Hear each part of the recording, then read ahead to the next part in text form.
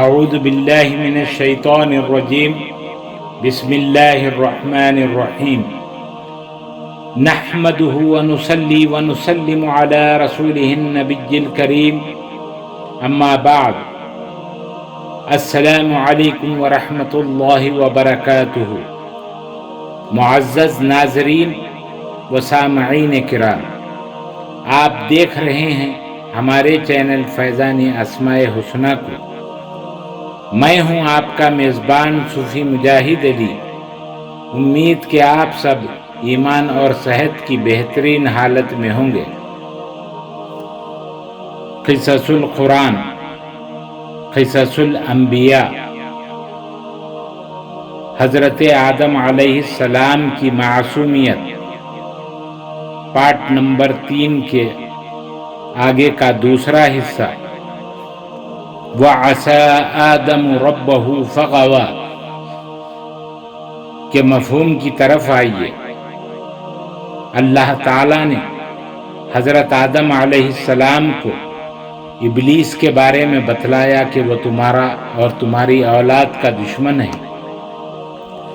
اس بات کو حضرت آدم بھول گئے، اور خود اللہ تعالیٰ نے فرمایا کہ آدم کا بھولنے کا ارادہ نہیں تھا، یعنی حضرت آدم ارادہ قصد کے ساتھ نہیں بھولے۔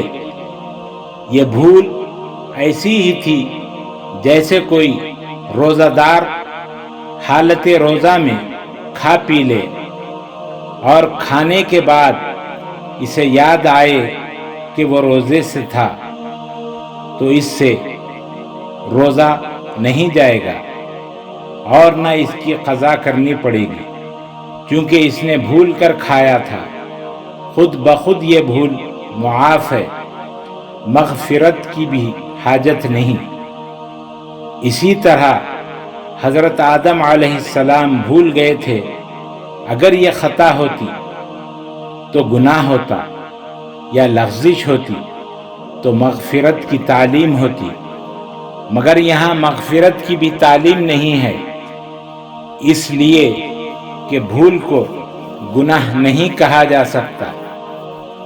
دوسری بات یہ ہے کہ ابلیس نے حضرت حوا کے کان بھرے تھے، اور حضرت حوا نے حضرت آدم علیہ السلام کو کہا تھا۔ جب اس پر بھی حضرت آدم راضی نہیں ہوئے تو ابلیس نے اللہ تعالیٰ کی قسم کھائی، اور اللہ تعالیٰ کا چاہنے والا اپنے محبوب کے نام کی لاج رکھتا ہے، اس کے لیے ہر مصیبت برداشت کرتا ہے، اور حضرت آدم علیہ السلام نے اپنی کمال درجہ محبت اور وابستگی کا اظہار کیا ہے، اور یہ کوئی گناہ نہیں ہے۔ تیسری بات یہ ہے کہ وعصا اشارہ فرمایا گیا، عاصی گناہگار نہیں۔ اگر اللہ تعالی گناہ کرنے والا فرماتا تو ہم بھی یقیناً حضرت آدم علیہ السلام کو گناہگار کہتے، بلکہ یہاں تو بڑے پیار بھرے انداز سے اللہ تعالیٰ نے حضرت آدم علیہ السلام کی کیفیت اور ادا کو بتلایا ہے کہ دیکھو، آدم نے اپنے دشمن کی قسم کا اعتبار کر لیا اور میرے نام پر فدا ہونے کے لیے سب کچھ بھول گیا ہے۔ اپنا خیال کہ وہ دشمن ہے، وہ خیال آدم سے جاتا رہا، ذہن سے نکل گیا۔ محبوب کے خیال و تصور میں دشمن کا خیال کہاں باقی رہتا ہے؟ وہ تو محبوب کی محبت میں مستغرق رہتا ہے۔ اس کو گناہگار کہنا خود گناہگار بننے کی بات ہے۔ فغوا رشد کا مقابل ہے۔ ٹھیک بات بھول گئے، کوئی بھی اس کا قائل نہیں ہے کہ حضرت آدم علیہ السلام کی بھول عام گمراہی ہے۔ عام گمراہی کے معنی میں ہے۔ جب یہ بات تسلیم ہے تو پھر گناہ کی بات کہاں باقی رہتی ہے؟ چوتھی بات یہ ہے کہ درخت کے کھانے سے منع کیا گیا تھا، مگر کسی مخصوص درخت کی نشاندہی نہیں کی گئی تھی۔ اگر مخصوص درخت کی نشاندہی ہوتی اور آدم اس کو کھاتے تو پھر گناہ کی بات ہوتی۔ بعد میں معلوم ہوا کہ وہ گیہوں کا درخت ہے اور پھر اس کے جنس کی ثابت نہیں ہے اور مکمل حرام ہونے کی بات بھی نہیں تھی۔ عام بات کہی گئی تھی، احتیاط کا پہلو اختیار کیا گیا۔ اگر حضرت آدم علیہ السلام پر گندم کا درخت مکمل طور پر منع ہوتا اور حرام ہوتا تو پھر ان کی اولاد کے لیے یہ درخت کیسے حلال ہو سکتا ہے؟ جس گیہوں کے کھانے سے انسان گناہ گار بنتا ہے، اس کو اللہ تعالی کیسے حلال فرماتا؟ اور پھر حضرت آدم علیہ السلام کو قریب نہ جانے کو کیوں فرماتا؟ گیہوں کا درخت حلال تھا، حلال ہے اور قیامت تک حلال رہے گا۔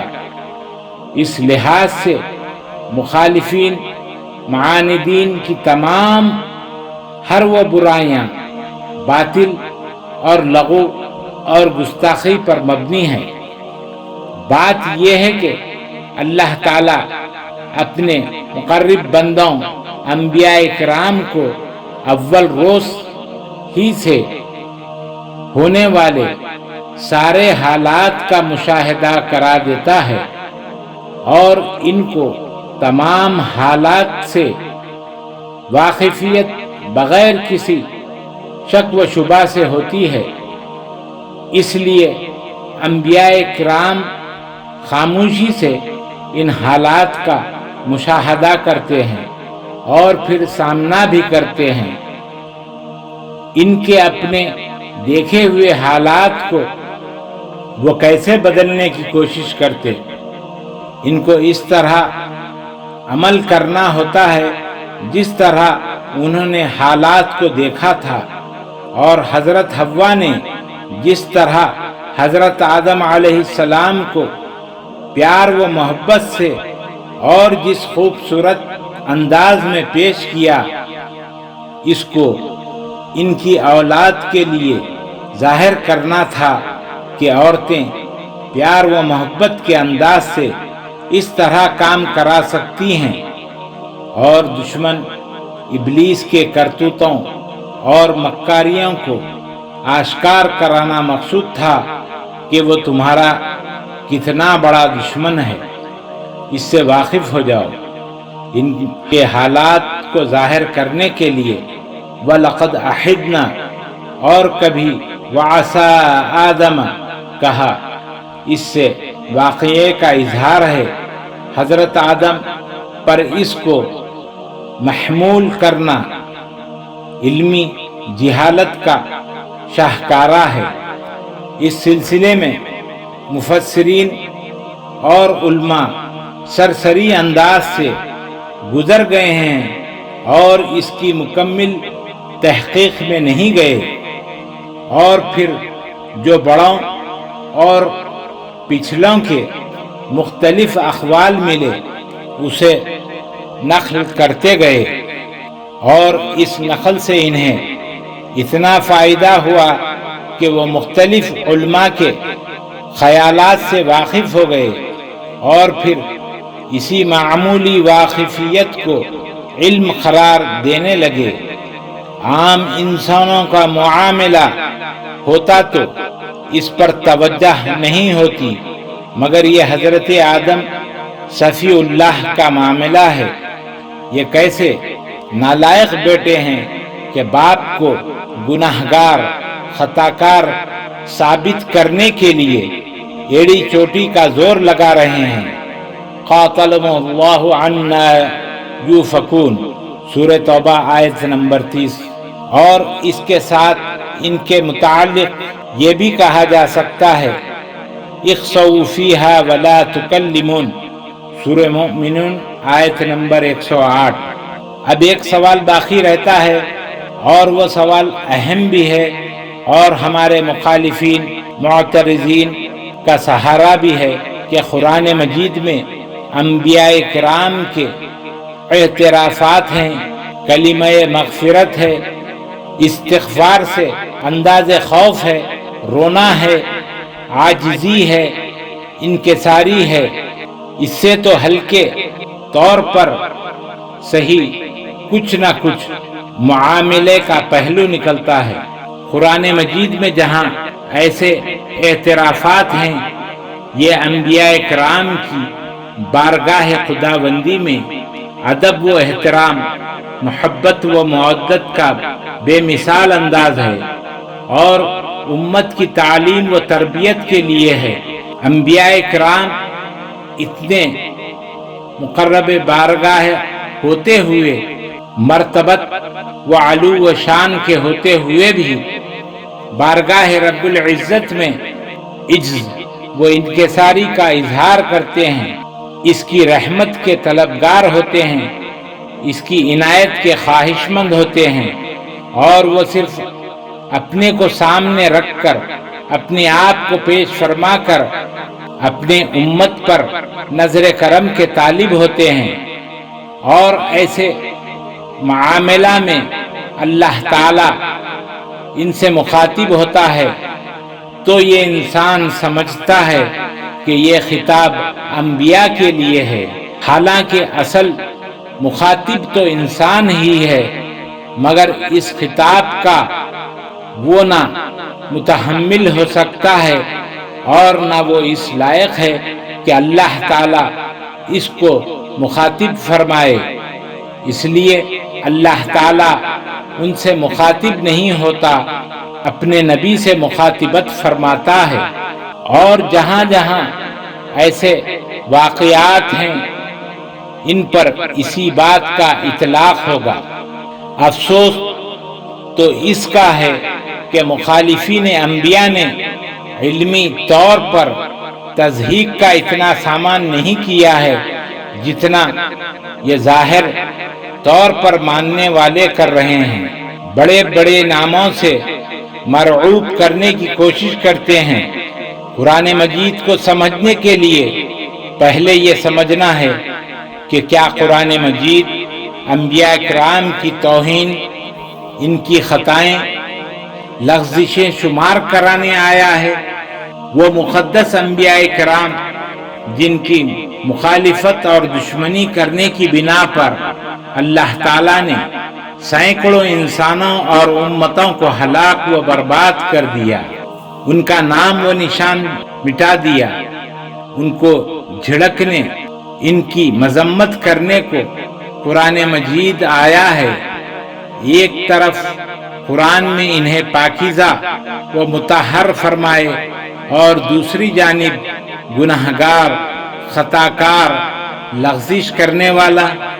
یہ مفسرین ٹھنڈے دل سے غور کرتے تو قرآن مجید کے کئی مقامات کی لطافت سے بہرہ مند ہوتے، مگر قرآن ہی کا کیا، یہ کھلا واضح اصول ہے کہ بارگاہ انبیاء میں ہلکی بے ادبی کرنے والے کو بے عقل کہا گیا ہے، جاہل کہا گیا ہے، تو یہ عقل کے اندھے انبیاء کرام کے مقامات عالیہ سے کس طرح واقف ہو سکتے ہیں؟ بقول شیخ اکبر، انبیاء کرام کے مقامات سے دوسرے انبیاء کرام ہی واقف ہوتے ہیں۔ یہ گناہوں میں، علمی گمراہیوں میں مبتلا وہ اس دور کا ہی نہیں ہے، تو پھر وہ ان کے بارے میں کیسے گفتگو کر سکتا ہے؟ انبیاء کرام کا سوچنا، بات کرنا، چلنا پھرنا، تمام زندگی خدا کے پیش نظر ہوتی ہے۔ ان سے لغزشوں کا صدور ممکن ہی نہیں، بلکہ عقلاً نخلاً شرعاً ان سے گناہ محال ہے، اور اس کا اطلاق تمام انبیاء کرام پر ہوتا ہے۔ تمام انبیاء کرام قبل نبوت بعد نبوت ہر گناہ سے معصوم ہوتے ہیں، وہ نہ عمدن قصدن سہون تاویلاً گناہ کے مرتکب نہیں ہوتے۔ یہ تمام اہل حق علماء کا متفقہ عقیدہ ہے، اور یہی سچ اور حق ہے۔ اللہ تعالیٰ کا ارشاد ہے، واللہ علی ما نقول وکیل، سورہ یوسف آیت نمبر 66۔ تفسیر خازن سے استفادے کے ساتھ انشاءاللہ العزیز آگے کی تفصیل چوتھی قسط میں ملاحظہ فرمائیں۔ جاری ہے۔ خواتین و حضرات، مزید ویڈیوز دیکھنے کے لیے چینل کو سبسکرائب کریں اور ساتھ ہی لگی ہوئی گھنٹی کے بٹن کو بھی دبا دیں تاکہ ہر آنے والی نئی ویڈیو آپ تک بآسانی پہنچ جائے۔ ویڈیو اچھی لگی ہو تو ضرور شیئر اور لائک کریں۔ ہمارے چینل کو آپ یوٹیوب کے علاوہ فیس بک، انسٹاگرام اور ٹویٹر پر بھی دیکھ سکتے ہیں۔ اللہ تعالی ہم سب کا حامی و ناصر ہو۔ السلام علیکم ورحمۃ اللہ وبرکاتہ۔